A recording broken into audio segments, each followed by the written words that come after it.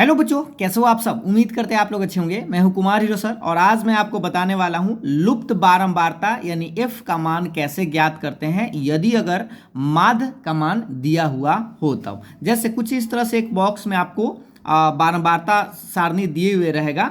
जैसे वर्ग अंतराल कुछ यहाँ पे दिया गया है 11 से 13, 13 से 15, 15 से 17, 17 से 19, 19 से 21, 21 से 23 और 23 से 25 और बारंबारता भी दिया रहेगा। लेकिन एक बारंबारता जो है यहाँ पे एफ जो दिख रहा होगा इसी एफ का मान आपको निकालना है। लेकिन यहाँ पर माध्य नहीं निकालना बल्कि माध्य का मान भी दे दिया है, तो आपसे इस एफ का मान पूछा जा रहा है। इस सवाल को बनाने के लिए आपको मिलेगा 5 नंबर। अगर आप इस सवाल को बनाना जानते हैं तो आपके एग्जाम में 5 नंबर कंफर्म हो जाएगा। अगर नहीं तो चलिए हम आपको बताते हैं पूरा डिटेल्स में कि भाई ईएफ का मान कैसे निकालते हैं। तो देखिए, सबसे पहले हम आपको बता दें कि इसका एक बॉक्स पहले बनाते हैं। आइए इसको सॉल्यूशन पर आ जाइए। देखिए, सबसे पहले आप ये समझ लीजिए कि इसको हम करते क्या है, ये वर्ग अंतराल है। जैसे आप माध्य निकालते हैं सेम प्रोसेस हम वैसे ही बनेगा, बस क्या इसमें अंतर होता है ध्यान से देखिएगा। 11 से 13 है और ये जो वर्ग अंतराल है और ये बारंबारता है। सबसे पहले तो हम लिख लिए हैं।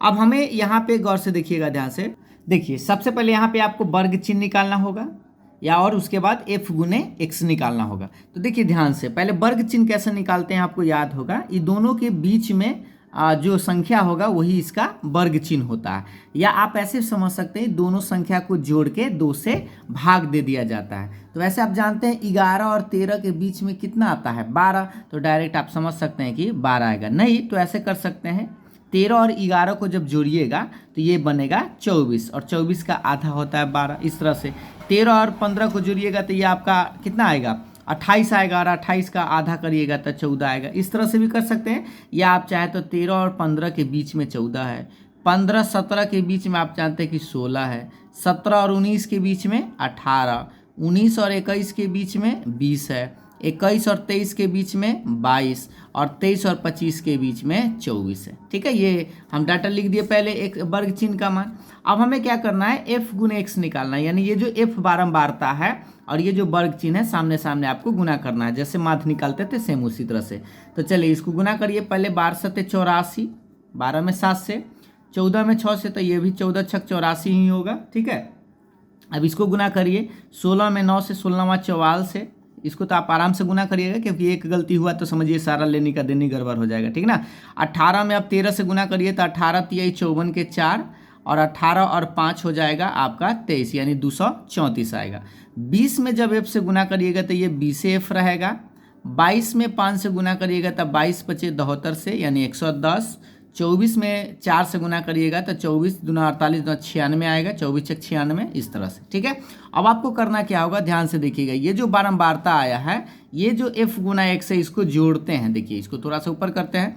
इसको जब जोड़ते हैं, एफ गुना एक्स को जोड़ते हैं तो इसको हम लोग सिग्मा एफ एक्स बोलते हैं, और बारंबारता को जोड़ते हैं तो उसको सिग्मा एफ बोलते हैं। तो पहले हम इसको भी जोड़ेंगे और इसको भी जोड़ेंगे। तो इसको जोड़िए, याद रखिएगा ये जो एफ है इसको नहीं जोड़ना है, और ये 20 एफ है इसको छोड़ के ये पहले अंक को जोड़ना है। तो देखिए इसको जोड़ेंगे तो ध्यान से देखिएगा, किसी भी तरह से जोड़ सकते हैं। देखिए 7 6 13, 13 13 हो जाएगा 26, 26 और 9 जोड़िएगा तो ये आपका बनेगा 35, 35 और 5 हो जाएगा 40, 40 और 4 हो जाएगा 44, यानी कि ये आएगा f प्लस 44। एक बार फिर से जोड़ लीजिए इस तरह से आराम से। 7 6 13, 13 13 26, 26 और 9 आप जानते हैं कि 35, 35 और 5 40, 40 और 4 44, तो यानी f तो रहेगा, तो f प्लस 44 आया। अब इसको थोड़ा सा जोड़िए, 20 f को पहले लिख दीजिए, अब प्लस में इसको जोड़ते हैं। ठीक है, तो इसको जोड़ेंगे तो गौर से देखिएगा, 4 4 8, 4 12, 4 16, 16 16 16 6 हो जाएगा 22, यानी कि 2 आएगा। हासिल में 2 इधर लिख देते हैं। ठीक, 8 8 16, 16 4 हो जाएगा 20, 20 3, 20 3 23, 23 और 1 24, 24 और 9 हो जाएगा 24 और 9 33, 33 और 2 हो जाएगा 35, 35 और हासिल 3 बच गया। ठीक है, अब 3 है तो इसको देखिए, 3 हासिल में ये 3 है, 3 और 1 4, 4 और 2 6 और 1 7, यानी कि 752 आएगा। ठीक, अब ये देखिए हमने क्या किया, जैसे माध्य निकालते थे वैसे ही पहले निकाल लिया, बारंबारता को जोड़ लिया, एफ गुने एक्स को जोड़ लिया। ठीक है, अब हम माध्य लिखते हैं अकॉर्डिंग टू क्वेश्चन, या आप कह सकते हैं इसको प्रश्न से। प्रश्न से माध्य का मान दिए हुए था 18।